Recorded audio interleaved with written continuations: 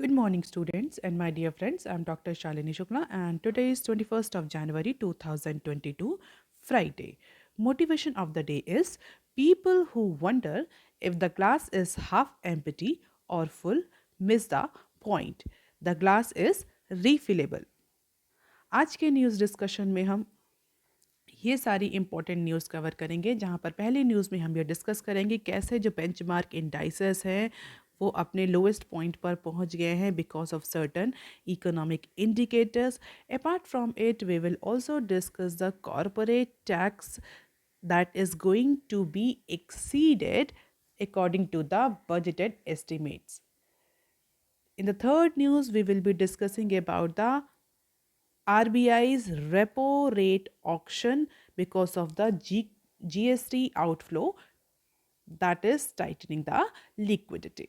और इन सारी major news के अलावा हम कुछ अदर स्मॉल न्यूज़ क्लिप्स भी कवर करेंगे, जहां पर हम Amazon, tax devolution, India Ra forecasting, hike in duty और जॉब क्रिएशंस के बारे में भी डिस्कस करेंगे. So this is going to be the very important discussion from the point of view of your exams. So let's start with article number 1 that is given on page number 1. Indices slumps for third straight day on inflation fears. So आज के business standard में दो news दी हुई हैं related to stock market, तो दोनों news को मैंने कंबाइन कर दिया है एक आर्टिकल में. The first news is related to the slump. तो इंडिया की जो स्टॉक मार्केट के बेंचमार्क इंडाइसेस हैं वो अपने लास्ट क्लोजिंग सेशन से 1% तक डाउन हो गए हैं third straight day on Friday. Why? Because investors sentiments are turning negative. किस बात पर निगेटिव हो रहा है इन्वेस्टर्स का sentiments? Because of the increasing bond डील, जो कि हम कई बार से डिस्कस कर रहे हैं, because of the increasing global crude oil prices. और रिसेंटली जो अटैक हुआ है यूएई पर, उसके बाद से तो ग्लोबल ऑयल प्राइसेस और ज़्यादा शूट कर रहे हैं. और डेफिनेटली अगर बॉन्ड यील्ड बढ़ रही है, ग्लोबल ऑयल प्राइसेस बढ़ रहे हैं, तो उसका सीधा सीधा इम्पैक्ट हमें इंडिया के सीपीआई और डब्ल्यूपीआई पर देखने को मिलेगा. तो इन्फ्लेशन भी बढ़ेगी अगर हम ओवरऑल बोलें. और इसी इन्फ्लेशन की फियर की वजह से हमें जो इंडिया के बेंचमार्क इंडाइसेस हैं वो गिरते हुए दिख रहे हैं. अगर सेंसेक्स की बात करी जाए तो Sensex again slipped below the 6000 mark और अपने एक लोएस्ट पॉइंट पर क्लोज हुआ, दैट इज 59,464 पॉइंट. तो सेंसेक्स में हमें 634 पॉइंट्स का फॉल या डेक्लाइन देखने को मिला. यही सेम पैटर्न हमें निफ्टी में भी देखने को मिला. निफ्टी में अप्रॉक्सीमेटली 181 पॉइंट का डेक्लाइन देखने को मिला और निफ्टी अपने यूजुअल पॉइंट से 17,757 पॉइंट पर क्लोज हुआ. ओवरऑल लास्ट 3 सेशंस में सेंसेक्स ने अप्रॉक्सीमेटली 3% का लॉस रजिस्टर किया.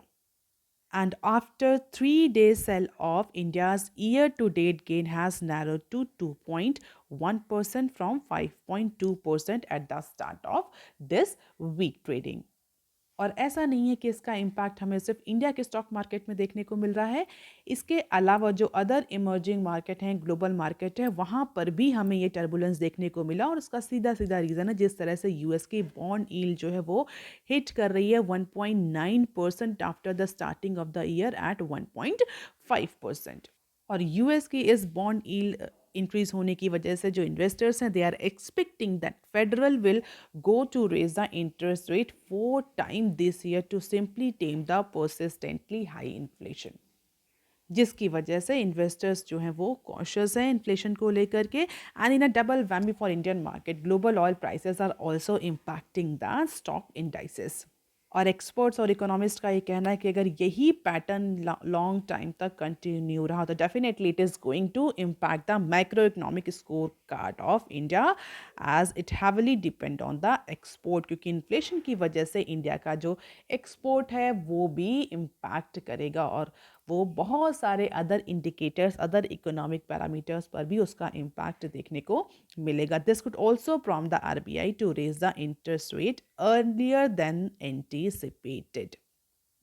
क्योंकि अगर इसी तरह से इन्फ्लेशन बढ़ती रही तो definitely RBI will also increase the interest rate in order to absorb the excess liquidity from the market so that inflation can be control. Excess liquidity अगर आरबीआई एब्जॉर्ब करेगी तो क्या होगा, मार्केट में मनी सर्कुलेशन कम होगा, money circulation कम होगा तो इसका मतलब कॉर्पोरेट्स के हाथ में, पब्लिक के हाथ में कम पैसा होगा, there will be less demand में eventually leads to less inflation. तो फिलहाल के लिए अगर ये इन्फ्लेशन कंटिन्यू रही और यही पैटर्न लॉन्ग टाइम तक कंटिन्यू रहा तो आरबीआई जो लिक्विडिटी एब्जॉर्प्शन या जो इंटरेस्ट रेट आगे वाले आने टाइम में करने वाली है उसको और जल्दी करेगी definitely in order to curb the inflation, क्योंकि आरबीआई का और एमपीसी का प्राइमरी टारगेट जो है वो इन्फ्लेशन कंट्रोल करना ही है। और अगर डिफरेंट डिफरेंट इन्वेस्टर्स की बात करी जाए, एक एक्सपर्ट्स की बात करी जाए तो they have their own point of view, own opinion on this particular rally. So if you want, you can go through it. Definitely, you can see how experts are actually looking this situation and what is their anticipation from this increasing global inflation that is largely driven by the commodity inflation. और अगर nutshell में मैं आपको बताऊं तो यही कहना है एक्सपर्ट का, अगर ये इन्फ्लेशन और ये ट्रेंड कंटिन्यू रहता है और ज़्यादा टाइम तक तो इन्फ्लेशन एक बहुत बड़ी प्रॉब्लम बन जाएगी आरबीआई के लिए, और आरबीआई के लिए पास कोई ऑप्शन नहीं रह जाएगा just to take the harsher measures control the inflation at the cost of economic growth और GDP. So this is the performance of India's benchmark indices. Top gainers were Power Grid Corporation, Bharti Airtel, Asian Paints. Losers were Bajaj Finance, Infosys, and TCS. And this is the performance of India's 10-year bonds and US 10 years bond yield in terms of percentage। और हम देख सकते हैं clearly, अगर हम देखें clear तो ये बढ़ती हुई ही हमें दिख रही है और ये पॉइंट ऑफ कंसर्न है सबके लिए, चाहे वो किसी भी कंट्री का सेंट्रल बैंक ही क्यों ना हो। And this is the Brent crude spot के प्राइसेस भी हम देख सकते हैं, ये भी कंटिन्यूसली बढ़ रहे हैं। 87.62 जनवरी 19 से जनवरी 20 में हमें 88.03 तक देखने को मिला। और आगे आने वाले टाइम में ऐसा कंसीडर किया जा रहा है कि अगर मिडिल ईस्ट और सेंट्रल एशियन रीजन में इस तरह के टेंशन्स रही तो क्रूड ऑयल के प्राइसेस और ज़्यादा बढ़ सकते हैं। Apart from it, there is one news that is related to Sensex, that early bird hints at subdued earning growth in December quarter. Corporate earning in the December 2021 quarter, that is quarter 3 of financial year 22, have started on a muted note for Indian INCs with lower than expected growth shown by early bird companies. So early bird companies have reported net profit of approximately 43,500 crore in quarter 3 of financial year 22. That is up from the last year, or even up from the quarter 2 of financial year 22। quarter 2 से भी ज़्यादा है। But ये कहना है कि जितना anticipation था इस इंक्रीज को लेकर के, प्रॉफिट इंक्रीज को लेकर के, उस एंटिसिपेशन के अकॉर्डिंग प्रॉफिट मार्जिन में, रिवेन्यू में इंक्रीज देखने को नहीं मिला। The combined net profit of 140 early bird companies is up 10.4% year on year basis during the October and December 21, that is growing at its slowest pace in the last 5 quarter। ऐसा anticipate किया जा रहा था कि because of the relaxed restrictions companies quarter 3 में अच्छा खासा performance register करेंगी, but against anticipation companies are actually recording और showing its slowest pace of growth in the last 5 quarters। अब देख लेते हैं article number 2, that is given on page number 4। Corporate tax this fiscal may exceed BE by 19%. So after 2 years of shortfall, the corporate tax collection in financial year 22 is all set to cross the budgeted target by a quite good margin as per the recent data. As per the business standard, for this financial year, the revised estimate for corporation tax in the current fiscal year could be around 6.5 trillion, जो कि budgeted estimate से 19% ज़्यादा है। This is the revise estimates, revise collection corporation tax collection estimate जो कि 6.5 trillion का आया है। बजट में जो एस्टिमेट किया गया था वो अप्रॉक्सीमेटली 5.4 7 ट्रिलियन का एस्टिमेशन किया गया था, तो 19% का इंक्रीज हमें देखने को मिला है in terms of corporate tax collection. और अगर कॉरपोरेशन टैक्स या कॉरपोरेट टैक्स इंक्रीज हो रहा है तो कहीं ना कहीं ये इंडिकेट हो रहा है कि जो इकोनॉमिक एक्टिविटीज़ हैं वो इंक्रीज हुई हैं because of even India has faced two waves of pandemic. So, because of number of efforts from the government side, direct as well as indirect tax revenue have been the bright spot for union government this year, और जिसका सीधा impact हमें corporation tax के collection में दिख रहा है as per the business standard, and this is the welcome news for finance ministry, जिसने इस बार क्लियरली बोला है कि आगे आने वाले फाइनेंशियल ईयर के बजट में they are going to increase their expenditure. तो अगर टैक्स कलेक्शन इंक्रीज हो रहा है तो गवर्नमेंट के पास या फाइनेंस मिनिस्ट्री के पास ज़्यादा पैसा है, ज़्यादा फंड है डिवोल्यूशन के लिए, और आने वाले बजट में गवर्नमेंट डिवोल्यूशन पे जाएगी। So in the recent winter session of the parliament, centre sought the approval for 3 trillion additional expenditure. और ये जो डेटा है ये अभी दिसंबर तक का ही डेटा है, और दिसंबर डेटा के अकॉर्डिंग क्लियरली देखने को मिल रहा है कि gross corporate tax collection sharply increase हुआ है। तो कहीं ना कहीं ये इंडिकेट कर रहा है कि जो भी इनिशिएटिव गवर्नमेंट्स ने लिए थे, यूनियन गवर्नमेंट, स्टेट गवर्नमेंट, उसका इम्पैक्ट पॉजिटिव रहा इकोनॉमिक रिवाइवल को लेकर के, और जिसकी वजह से कॉरपोरेट अर्निंग के केस में हमें रिकवरी देखने को मिल रही है। But student minded, this data, this anticipation is as per the data availability till the month of December. आगे आने वाले क्वार्टर यानी Q4 में क्या परफॉर्मेंस रहेगी, इस पर बहुत ज़्यादा डिपेंड करेगा कि कॉरपोरेट टैक्स इंक्रीज हो तो कॉरपोरेट टैक्स कलेक्शन इंक्रीज होता है या डिक्रीज होता है as per the budgeted estimate. So this is the gross corporate tax collection. This black bar indicates the actual tax collection, and this gray bar indicates the revised estimates. So we can easily see actual tax collection, budgeted estimates, as well as the revised estimates. Revised estimates has a little light bar, budgeted estimates have a dark bar. Clearly आप देख सकते हैं, और हमें दिख रहा है कि जो रिवाइज एस्टिमेट्स है वो पिछले 2 सालों में बिकॉज ऑफ पैंडेमिक लोअर रहा है। इट मीन्स पैंडेमिक की वजह से लास्ट 2 इयर्स से, और पैंडेमिक के पहले भी इवन अगर हम देखें तो जो कॉरपोरेट टैक्स था वो फॉल कर रहा था। और अगर आप थोड़ा सा भी इकोनॉमी से अवेयर थे उस समय तो इफ़ यू रिमेंबर, हमारी फाइनेंस मिनिस्ट्री ने कॉरपोरेट टैक्स को रिड्यूस भी किया था in order to increase the growth. तो इफेक्टिव कॉरपोरेट टैक्स जो परसेंटेज थे वो रिड्यूस भी किए गए थे जस्ट टू मेक श्योर कि जो कॉरपोरेट्स हैं वो प्रॉफिटेबल बने रहें। तो लास्ट 2 इयर्स से जो कंटिन्यूसली डिक्रीज कलेक्शन हो रहा था, फाइनली फाइनेंशियल ईयर 22 आते आते अब उसमें इंक्रीज देखने को मिल रहा है। और ऐसा एक कहना है कि गवर्नमेंट ने जो एफर्ट्स किए थे उनका इम्पैक्ट कॉरपोरेट अर्निंग्स पर क्लियरली विजिबल है। अब देख लेते हैं एक और न्यूज़ जो कि बजट से ही रिलेटेड है, तो मैंने भी उस न्यूज़ को भी इसमें कंबाइन कर दिया इस पर्टिकुलर आर्टिकल में। न्यूज़ क्या है देख लेते हैं। Relief package for MSMEs likely in budget. तो फाइनेंशियल ईयर 23 के बजट को लेकर के बहुत ज़्यादा एंटिसिपेशन, बहुत ज़्यादा फोरकास्टिंग हो रही है। हम पिछले कुछ वीक्स की न्यूज़ में कंटिन्यूसली डिस्कस कर रहे हैं। आज की न्यूज़ में बोला गया है कि with a large number of micro, small and medium enterprises continuing to feel the pain of कोविड-19, जैसा कि हमने डिस्कस भी किया था, कोविड-19 की वजह से MSMEs जो हैं वो बहुत ज़्यादा इम्पैक्ट हुई हैं। उनका जो फंड अवेलेबिलिटी है, जो वर्किंग कैपिटल है, वो उनके पास सफिशेंट नहीं था। They were not able to repay their loan. उनकी पूरी क्रेडिट साइकिल जो कि 40 से 45 डेज़ की होती है वो इम्पैक्ट हुई थी। तो और कई बार गवर्नमेंट ने कई सारे पैकेजेस भी लाए MSMEs को रिवाइव करने के लिए, स्टार्टअप्स को रिवाइव करने के लिए। क्यों? क्योंकि किसी भी इकोनॉमी के लिए they are called as a growth engine.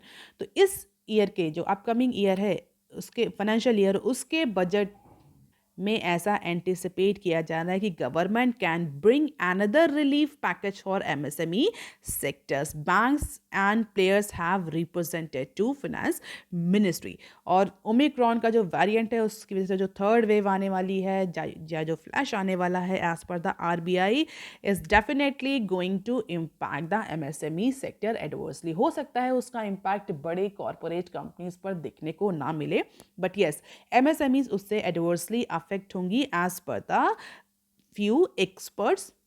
और इसको लेकर के बैंक्स और एमएसएमई की जो इंडस्ट्री रिप्रेजेंटेटिव बॉडीज थी, उन्होंने फाइनेंस मिनिस्ट्री से रिक्वेस्ट करी है कि इस फाइनेंशियल ईयर के बजट में एडिशनल सपोर्ट प्रोवाइड किया जाए, specially for MSME sector in line with the ECLGS। If you remember ECLGS ये कब आई थी? आत्मनिर्भर भारत के टाइम यूनियन गवर्नमेंट ने अनाउंस करी थी, emergency credit line guarantee scheme. It was a measure that was introduce early on the pandemic at the time of Atmanirbhar Bharat scheme. और इस स्कीम के अंदर जो ECLG 100% क्रेडिट गारंटी देती थी, किसके through? By national credit guarantee trustee company NCGTC के through जो भी लोन MSMEs को दिया जाता था बैंक्स और NBFCs के थ्रू, उस पर्टिकुलर लोन की 100% गारंटी होती थी। क्यों किया गया था ये ECLGC क्यों लाया, ECLGS क्यों लाया गया था? क्योंकि पैंडेमिक की वजह से banks NBFCs were quite reluctant to reimburse the loan more specifically to MSME sector, क्योंकि क्लियरली विजिबल था कि MSME सेक्टर्स बहुत ज़्यादा इम्पैक्ट हो रही है, उनका बिजनेस, उनकी सेल, उनकी क्रेडिट साइकिल इम्पैक्ट हो रही है, तो वो लोन रीपे नहीं कर पाएंगे। एक तो वो पैंडेमिक से इम्पैक्ट हो रहा था एमएसएमई सेक्टर, दूसरा बैंक्स और एनबीएफसी और फाइनेंशियल इंस्टीट्यूशंस उन्हें लोन देने को तैयार नहीं थे, तो गवर्नमेंट ने कहा आप लोन दीजिए एमएसएमईज को, अभी पैंडेमिक के ड्यूरेशन में उन्हें सपोर्ट करिए, उनके वर्किंग कैपिटल के लिए, उनके अदर एक्सपेंसेस के लिए, you lend them, we will take the guarantee, 100% guarantee through national credit guarantee trustee company under ECLGS scheme, कि हम आपका ये लोन रीपे करेंगे अगर वो पर्टिकुलर MSME आपका लोन रीपे नहीं कर पाती, just to make sure that there should be the enough fund availability और finance availability should be there with MSMEs, जिसकी वजह से MSMEs अपना प्रॉपरली ऑपरेट कर सके in spite of the pandemic. और इसी स्कीम को लेकर के इस बार बैंक्स और अदर रिप्रेजेंटेटिव अथॉरिटी बॉडीज़ ने फाइनेंस मिनिस्टर से रिक्वेस्ट करी है कि इस तरह की स्कीम्स को और ज़्यादा एक्सटेंड किया जाए, जो क्रेडिट गारंटी स्कीम है उनको और ज़्यादा एक्सटेंड कर दिया जाए, जैसे कि जो बैंक करप्सी के केसेस हैं वो अभी फ़िलहाल के लिए एकदम से उसमें सर्च देखने को ना मिले। क्यों? क्योंकि ओमिक्रॉन आ रहा है, तो हम ये नहीं कह सकते कि नाउ MSMEs हैव रिवाइव्ड, अभी उन्हें अभी और सपोर्ट की ज़रूरत है। अगर गवर्नमेंट ये अपनी ECLGS स्कीम को बंद कर देती है इस फाइनेंशियल ईयर में, तो हमें एकदम से सर्जेंसी देखने को मिलेगी, हमें एकदम से इंक्रीज देखने को मिलेगा in case of bankruptcy cases for sector as it is expected by number of experts. और इसी को लेकर के relief package, extra relief package की डिमांड करी है into upcoming budget. So let us see how finance ministry will go with this demand. अब देख लेते हैं article number 3 that is given on page number 6। RBI holds special repo auctions as GST outflow tighten the liquidity. Reserve Bank of India on Thursday conducted the variable rate repo operation just to infuse the liquidity. Recently आपने कई बार सुना होगा variable rate reverse repo operation VRRR कर रही है RBI just to suck the cash or excess liquidity, but this time on Thursday RBI has gone for variable rate repo operations just to infuse the liquidity. Why? As the larger than expected GST collection tightened the liquidity this week. और इस variable rate repo operation के तहत Reserve Bank of India या central bank ने banking system में approximately 50,000 crore एक दिन में लैंड करने की बात करी है and got the bids for approximately 64,700 crore. तो 50,000 का टारगेट था, लेकिन जो बिड्स मिली हैं RBI को वो 65,700 करोड़ की मिली हैं। The cut off rate was definitely 4.06% and the weighted average rate was 4.10% higher than the repo rate. Prevailing repo rate कितना है? 4% है, लेकिन जो वेरिएबल रेट रेपो ऑपरेशन किया है RBI ने उसमें जो इफेक्टिव रेपो रेट रहा वो 4.10% का रहा। तो at this rate RBI is infusing approximately 50,000 crore in a day in the market just to make sure that the whatever liquidity tightening that GST collection has caused is not going to impact the economic revival. GST tax collection Q3 चल रहा है, Q4 चल रहा है, companies are filing their GST returns, जिसकी वजह से market में लिक्विडिटी जो है वो एब्जॉर्ब हो रही है, और उसी जो लिक्विडिटी कम होने के कारण आरबीआई ये मेक श्योर कर रही है कि इनफ लिक्विडिटी रहे, ऐसा ना हो कि सडनली लिक्विडिटी कम हो और उसका इकोनॉमिक इम्पैक्ट देखने को मिले। इसीलिए आरबीआई ने 50,000 करोड़ का जो फंड है या मनी है, या हम कह सकते हैं रेपो रेट के through, not reverse repo rate, reverse repo operation, repo rate operations के थ्रू मार्केट में लिक्विडिटी पंप अप करी है। The weighted average call money rate which the banks use for interbank lending touched a 4.358% on Thursday, showing the liquidity stress in the pocket of the banking system. और इसके immediately बाद से RBI has gone for this operation. And according to the bond market participants, reflected liquidity asymmetry where one set of bank is low on liquidity while the money concentrate with other lender banks, more specifically PSBs, because of the higher deposit base. तो bond market participants का ये कहना है कि liquidity के case में asymmetry है, किसी तरह के बैंक्स के पास लिक्विडिटी कम है, उनके पास नहीं है एनफ लिक्विडिटी, किसी बैंक के पास because of the higher deposit rate there is enough liquidity. And this is further bolstered by the fact that total system liquidity is at surplus of 6 trillion. That is enough for money market rate to remain soft. But even the overnight interbank rates have risen above the repo rate. देख सकते हैं हम 4.3587 increase देखने को मिला. 4.10 तो effective repo rate था जिस पर अभी रिसेंटली आरबीआई ने लिक्विडिटी पंप करी है, और 4% जो एक रेपो रेट इस समय मार्केट में चल रहा है. So this is the net liquidity surplus in the system as per the few expert. हालांकि जीएसटी कलेक्शन को थोड़ा सा ध्यान में रखते हुए फिलहाल आरबीआई ने 50,000 करोड़ का जो मनी है वो पंप किया है इनटू द सिस्टम. इसके अलावा 182 factoring companies for MSMEs now up from 7 earlier. एक और न्यूज दी हुई है that is related to the RBI. Recently RBI ने अलाउ किया है all non-bank deposit taking NBFCs, all non-deposit taking NBFCs, investment and credit company NBFCs, ICCs with asset size of approximately 1,000 crore and above than this limit to carry with factoring business. What is factoring business? If you remember, number of time I have discussed. तो आप comment section में लिखकर मुझे बताइए what is factoring business. यहाँ पर news क्या है?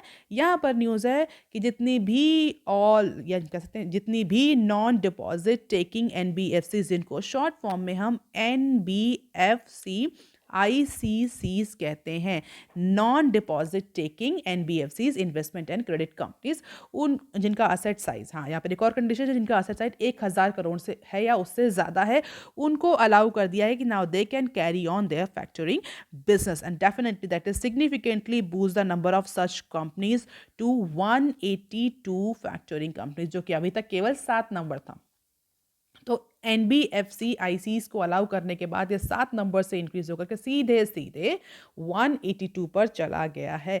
तो अब जहाँ पर जिस पर्टिकुलर स्पेस में केवल 7 कंपनीज ऑपरेट कर रही थी, वहाँ अब 182 कंपनीज ऑपरेट करेंगी. And definitely this enables our MSMEs to get immediate liquidity instead of waiting for the bills to be honored by the customers. तो जहाँ पर 7 कंपनीज ऑपरेट कर रही थी, वहाँ अब 182 कंपनी ऑपरेट करेंगी, जिसका सीधा इम्पैक्ट हमें एमएसएमईज की फंक्शनिंग पर देखने को मिलेगा. अभी जो अपने बिल्स को क्लियर होने के लिए एमएसएमईज को केवल 7 कंपनीज के पास उनके पास 7 ऑप्शंस अवेलेबल थे, कई टाइम तक उन्हें वेट करना पड़ता था. बट अब फैक्टरिंग बिजनेस में 182 कंपनीज के आने के बाद से डेफिनेटली जो एमएसएमईज हैं उनकी फंक्शनिंग इंप्रूव होगी, फंड अवेलेबिलिटी इंप्रूव होगी. फैक्टरिंग कंपनीज, चलिए मैं बता देती हूँ यहाँ पर क्या होता है. बेसिकली फैक्टरिंग कंपनीज जो होती हैं वो क्या करती हैं, they offer the bill discount facilities to MSMEs. होता क्या है, जब एमएसएमईज कुछ ट्रेड करती हैं तो बिल्स जनरेट होते हैं, किसी खरीदारी या कुछ भी बाइंग एंड सेलिंग करती हैं तो बिल्स जनरेट होते हैं। जैसे किसी एमएसएमई ने किसी पर्टिकुलर बड़ी कंपनी को कोई रॉ मटेरियल सेल किया, तो उस कंपनी ने उसे बिल दे दिया कि हम आपको 40 दिन बाद, ये दिस इज द बिल, हम आपको 40 दिन बाद इस आपके बिल का अमाउंट देंगे। वो बिल एमएसएमई पहुंचा देती है, तो उस बिल की ट्रेडिंग होती है। So these can trade the receivable online and gate the immediate payment from the factoring company. तो होता क्या है, एमएसएमई तो 40 दिन तक वेट नहीं कर सकती। वो क्या करती हैं, वो जाती हैं फैक्टरिंग कंपनीज के पास, वो कहती हैं कि ये बिल है, हम ये एबीसी कंपनी को हमने इतना सामान सेल किया था, हमें अभी पैसे की ज़रूरत है, आप हमें इस बिल के अगेंस्ट पैसे दे दीजिए। 40 दिन बाद आप ये बिल लेकर के भला भला कंपनी एबीसी के पास चले जाइएगा और वो आपको ये अमाउंट रिटर्न कर देगी, ये बिल पेमेंट कर देगी। तो बेसिकली जो रिसीवेबल्स होते हैं, रिसीट्स होती हैं, बिल्स होते हैं, उनकी ट्रेडिंग होती है। इससे क्या होता है, इसका सीधा इम्पैक्ट हमें एमएसएमईज की फंक्शनिंग पर देखने को मिलता है। जो एमएसएमईज की जो क्रेडिट साइकिल होती है वो 40 से 45 दिन की होती है। मतलब बिल्स को एक्चुअल माल डिलीवर होने के बाद में उन्हें 40 से 45 दिन का वेट करना पड़ता है अपने पेमेंट्स के लिए। और अभी पैंडेमिक के ड्यूरेशन में ये जो क्रेडिट साइकिल है बहुत ज़्यादा बढ़ गई है। MSMEs were affecting from the credit crunch as well as the fund crunch situation. तो ये जो फैक्टरिंग कंपनीज है यहाँ पर एज ए रेस्क्यू आती है, वो कहती है आप हमें अपने बिल दे दीजिए, उस बिल का जितना पेमेंट है हम आपको कर देंगे, और ये बिल जाकर के हम जिस कंपनी को देना है उससे हम बिल कलेक्ट कर लेंगे। तो ये जो बिजनेस होता है ये फैक्टरिंग का बिजनेस होता है। And definitely this business enables MSMEs to get the immediate liquidity instead of waiting for the bills to be honoured by the customer. जिस कंपनी को उन्होंने सामान बेचा तो वेट करें, 40 दिन बाद वो कंपनी उन्हें बिल पेमेंट करेगी। 40 दिन तक एमएसएमईज क्या करेंगे, उनके पास तो सब इतना पैसा नहीं होता कि वो उतना वर्किंग कैपिटल रख सकें, सरप्लस वर्किंग कैपिटल रखें कि हमने कस्टमर को भेज दिया, इसके बाद हमारे पास और सरप्लस। बड़ी बड़ी कंपनीज के पास क्या होता है, they have the enough working capital, they can lend, they can do give credit, but MSMEs के पास इतना पैसा नहीं होता। तो वो इमीडिएटली फैक्टरिंग कंपनीज के पास जाती हैं, बिल देती हैं उन्हें, ये बिल है हमारा, ये कंपनी एबीसी हमें रीपे करेगी 40 दिन बाद, आप हमें इसका पैसा दे दीजिए, आप 40 दिन बाद आप इनसे ले लीजिएगा। और इसमें जो डिफरेंस अमाउंट होता है वो फैक्टरिंग कंपनीज का प्रॉफिट होता है। तो अब जहाँ पर वो 7 कंपनीज थी केवल फैक्टरिंग की, अब 182 हो गए। तो डेफिनेटली एमएसएमईज की फंक्शनिंग के लिए अब और उनकी क्रेडिट साइकिल के लिए, फंड अवेलेबिलिटी के लिए अब बहुत ज़्यादा आसानी हो जाएगी। अब देख लेते हैं some other news tips. Amazon offer helping hands to cash strapped Future. तो अमेजॉन ने कहा है भैया आ जाओ मेरे साथी, जो भी तुम्हें प्रॉब्लम हुई है उसको अब रिजॉल्व करते हैं। US e commerce giant Amazon has written to the independent directors of Future Retail including the Gagan Singh, Ravindra Dhariwal and Jacob Mathew for what, for reiterating its willingness and ability to assist the FRL. Future group इस समय cash की problem से सफ़र कर रहा है, तो Amazon ने helping hand offer किया है, लेटर लिखा है कि हम अपने पुराने झगड़े को भूल करके आपको वापस से असिस्ट करने को तैयार हैं। The retailer is opening to assisting the Future Retail in addressing any financial concern in the firm. और उसके लिए उसने बोला हम आपको 7,000 करोड़ रुपए दे सकते हैं। And this was part of non binding term sheet sign by FRL and Amazon backed P firm Samara Capital in June 2020। Already उनके बीच में फाइट चल रही है, but this is a good gesture by Amazon कि ठीक है अब जो प्रॉब्लम चल रही है उसको साइड में करते हुए let's work on something positive. तो देखना है how actually directors of Future Group will actually respond on this letter by Amazon. इसके अलावा नेक्स्ट क्लिप देख लेते हैं। India Ra see 7.6% rise in financial year 23 GDP. So as per India rating and research agency that is expecting the India's GDP to grow at 7.6% in the financial year 23, helped partly by continued government spending and a favorable global trade outlook। तो जो rating agency है उसने upcoming year के budget में जो expenditure को लेकर के, गवर्नमेंट एक्सपेंडिचर को लेकर के, प्राइवेट एक्सपेंडिचर को लेकर के जो एंटिसिपेशन है उसके अकॉर्डिंग इंडिया के लिए 7.6% की जीडीपी ग्रोथ रेट प्रेडिक्ट करी है। As per the India rating and research, जिसको शॉर्ट फॉर्म में हम इंडिया रा बोलते हैं, after 2 years the Indian economy will show a meaningful expansion as the real GDP in financial year 23 will be 9.1% higher than the financial year 20 GDP level. However, the size of Indian economy in financial year 23 will be 10.2% lower than the financial year GDP trend value.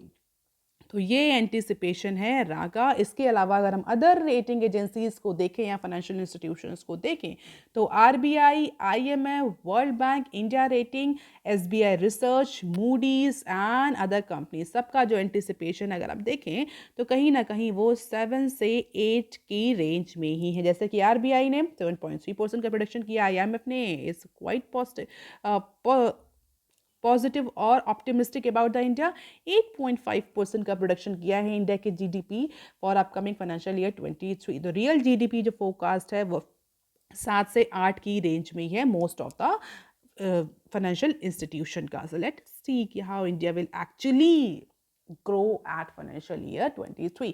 अब देख लेते हैं next clip. Tax devolution in जैन double to rupees 47,551 crore। So finance ministry on Thursday released double the amount of tax devolution for January। किस लिए? To state government, as finance minister authorized the release of an advance installation of 47,551 crore। किस लिए दिया गया है ये devolution किया गया है by center to state? Simply to manage the COVID-related problem, to manage the COVID-related situation. State would receive approximately 95,000 crore or double their respective entitlement during the month of January। और front loading क्यों करी है? Simply states को help करने के लिए कि वो इफेक्टिव कोविड मैनेजमेंट मेजर्स ले सकें, beside making the capital expenditure needed for supporting the growth. तो ये दो रीज़न की वजह से स्टेट गवर्नमेंट यूनियन गवर्नमेंट ने 47,000 करोड़ का टैक्स डिवोल्यूशन किया है जनवरी के मंथ में स्टेट्स को कि भैया इतना पैसा लो, कोविड को इफेक्टिवली मैनेज करो, कैपिटल एक्सपेंडिचर बूस्ट करो, जिससे कि आगे आने वाले फाइनेंशियल ईयर में जो इकोनॉमी है वो रिवाइव हो सके। अब देख लेते हैं next clip. Hike in duty may next PLI benefits. The repeated increase in the import duty on key components of the mobile devices is actually going to neutralize all the benefits that companies are deriving from PLI। PLI के जो भी benefit जिसकी वजह से companies ने India में invest किया था पैंडेमिक के ड्यूरेशन में, वो सारे बेनिफिट्स, वो टैक्स इंसेंटिव्स और हॉलीडेज, वो सब न्यूट्रलाइज होने वाले। क्यों? क्योंकि इम्पोर्ट ड्यूटी गवर्नमेंट ने बढ़ा दी और इम्पोर्ट ड्यूटी बढ़ गई है, जिसकी वजह से जो पैसा सेव कर रही थी, मनी जो टैक्स सेव कर रहे थे, जो क्या बोल सकते हैं कि करेंसी सेव कर रही थी कंपनीज अंडर पीएलआई स्कीम, वो सब एज द इम्पोर्ट ड्यूटी अब चला जाएगा। तो जो भी बेनिफिट्स पीएलआई स्कीम के तहत आ रहे थे, that all benefits are going और may get neutralize because of the increase in import duty, and that is going to impact the government ambitious and much touted production incentive production linked incentive schemes for mobile phones। तो जो success है PLI scheme की वो अभी question mark है। हालांकि government का target ये था कि अप्रॉक्सीमेटली $250 बिलियन वैल्यू का प्रोडक्शन हो because of this PLI scheme till financial year 2025 to 2026। But जिस तरह से इम्पोर्ट ड्यूटी बढ़ रही हैं उसको देखते हुए ये कहना बहुत मुश्किल है कि शायद ही ये जो ऑब्जेक्टिव है गवर्नमेंट का $250 मिलियन वैल्यू का प्रोडक्शन करना फाइनेंशियल ईयर 26 तक ये पॉसिबल हो जाएगा। तो डेफिनेटली इस इम्पोर्ट ड्यूटी को लेकर के गवर्नमेंट को कुछ ना कुछ करना पड़ेगा, अदरवाइज पीएलआई की सक्सेस जो है वो क्वेश्चन मार्क बन के रह जाएगी। अब देख लेते हैं next clip. November formal job creation rises 38% EPFO data। So as per the EPFO, that is a retirement fund body, 1.395 million subscriber आए हैं in the month of November 2021, और जिसकी वजह से there is an increase of nearly 38% in comparison to the year ago period. तो जो retirement fund agency है EPFO, उसमें रजिस्ट्रेशन इतने इंक्रीज 1.39% मिलियन का जो नया सब्सक्राइबर है वो रजिस्टर्ड हुआ है। 38% का इंक्रीज देखने को मिल रहा है पिछले साल के कंपैरिजन में। और ये डेटा कहीं ना कहीं ये इंडिकेट करता है कि जो एम्प्लॉयमेंट क्रिएशन है, जॉब क्रिएशन है, वो बढ़ा है फाइनेंशियल ईयर 21 और 22 में। क्यों? क्योंकि तभी तो अगर एम्प्लॉयमेंट नहीं होता तो पीपल EPFO में रजिस्टर्ड नहीं होता, जो कि रिटायरमेंट बॉडी होती है। जब कोई नया एम्प्लॉय होता है तो वो EPFO में रजिस्टर करता है ताकि वो रिटायरमेंट के समय सफिशिएंट फंड उसे मिले। The provisional payroll data of EPFO shows that there was an additional 1.39 million net subscriber in the November last year. And this figure provide a perspective about a formal employment in the country. तो definitely this is the formal वो unorganise sector की बात नहीं हो रही, क्योंकि unorganise sector में generally जो एम्प्लॉयज होते हैं वो EPFO में रजिस्टर्ड नहीं होते. It is for organised and formal sector job creation. So that is all for today, students. If you want lecture PDF, you can join my Telegram channel. You can also follow me on other social media platforms.